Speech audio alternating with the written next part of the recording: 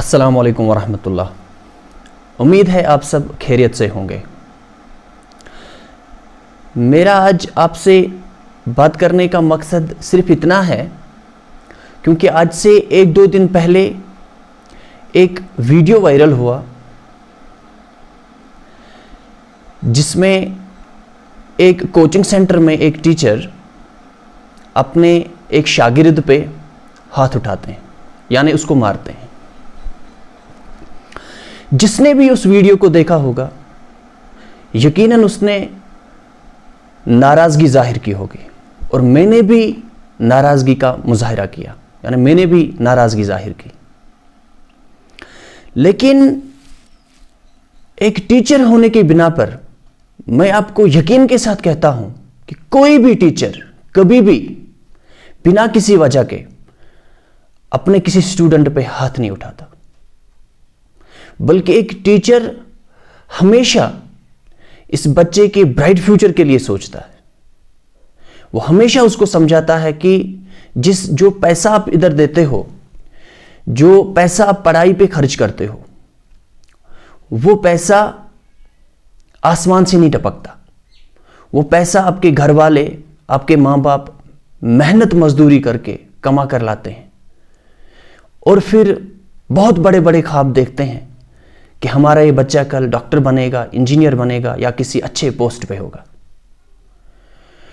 लेकिन जब ये वीडियो वायरल हुआ, अनफॉर्चुनेटली जो बहुत सारे सो कॉल्ड जर्नलिस्ट हैं उन्होंने इसको इतना वायरल किया और टीचर के खिलाफ इतना बुरा भला कहा। कुछ लोगों का यह भी मानना था कि चलो टीचर को मार ही दो, उसको जेल भेज दो। लेकिन ये टीचर जो है, इसको हम एक नेशन बिल्डर बोलते हैं इसको, टीचर को। एक अजीम रुतबा होता है टीचर का हमारे समाज में। अगर हम पुराने वक्त की बात करें, मैं आपको एक बात बताऊंगा कि एक इंसान था, शायद आपने उसका, एक बहुत बड़े आलिम गुजरे हैं, शायद आपने इसका नाम सुना होगा, सुफियान उसका नाम था। हमारे इस्लाम में है कि जब हम मस्जिद में दाखिल होते हैं तो पहले अपना दायां पांव हम मस्जिद के अंदर रखते हैं। फिर जब वहां से निकलते हैं तो निकलते वक्त हम अपना बायां पैर पहले निकालते हैं।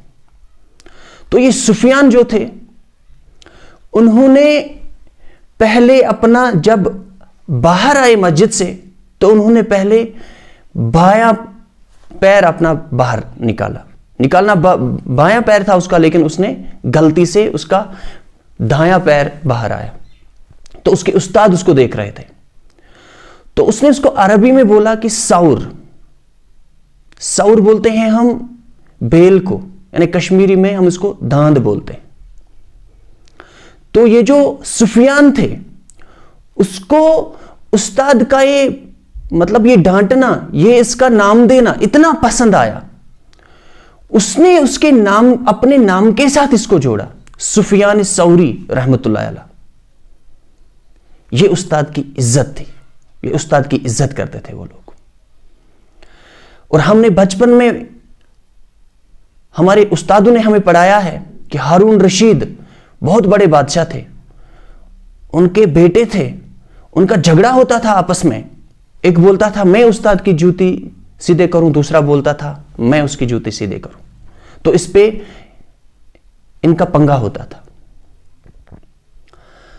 तो अब जब ये मॉडर्न एजुकेशन का कंसेप्ट आया है, जिसको हम बोलते हैं नया तहजीब, मॉडर्नाइजेशन, अल्लामा इकबाल बोलते हैं कि उठाकर फेंक दो बाहर गली में, नए तहजीब के अंडे गंदे। ये जो नया तहजीब आया, इस नए तहजीब में सबसे पहले हमें सिखाया जाता है, न्यू एजुकेशनल पॉलिसी जो है, इसमें हमें सिखाया जाता है कि जो टीचर टॉट रिलेशनशिप है, इसको आप स्ट्रांग बनाइए। ठीक है। जो दूसरी बात है, एक उस्ताद को चाहिए कि वो टीचर और स्टूडेंट के बीच गैप ना रखें। जब हमने गैप नहीं रखी, हमारे स्टूडेंट आते हैं, वो कंधे पे टीचर के हाथ रखते हैं, वो उसको फोन करते हैं, उसकी इज्जत नहीं करते, और ये इन चीजों का नतीजा है। सबसे इंपॉर्टेंट चीज जो हमारे तालीम का सबसे इंपॉर्टेंट चीज है, जिसको मैं बेस बोलता हूं, वो मॉरल वैल्यूज हैं, वो एथिक्स हैं, लेकिन वो हमारे सिलेबस का हिस्सा ही नहीं है, ताकि ये बच्चे सीख जाते कि एक उस्ताद क्या होता है। उनको इन लोगों से सीख मिलती जो बड़े बड़े आला मुकाम पर पहुंचे, इन उस्तादों की बिना पर, उस्तादों की नेक दुआओं से। Hope coaching centre, it is one of the elite coaching institute in Srinagar, and they have given us more than 400 doctors and engineers.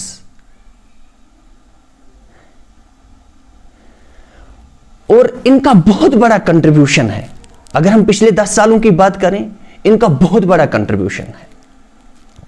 और मैं इस टीचर को जानता हूं, इतने हम्बल टीचर हैं, बहुत अच्छे टीचर हैं, डेडिकेटेड हैं, सिंसियर हैं, ऑनेस्ट हैं, हर कोई चीज।